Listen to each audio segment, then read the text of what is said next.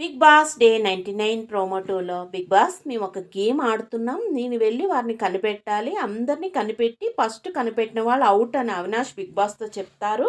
అందరూ దాక్కుంటారు. అవినాష్ వెళ్ళి నబీల్ అవుట్, గౌతమ్ 2, ప్రేరణని కనిపెట్టేస్తారు. నిఖిల్ అని అరిచి బిగ్ బాస్ నలుగురిని పట్టేసుకున్నాను బిగ్ బాస్ అని అవినాష్ అరిచి చెప్తారు.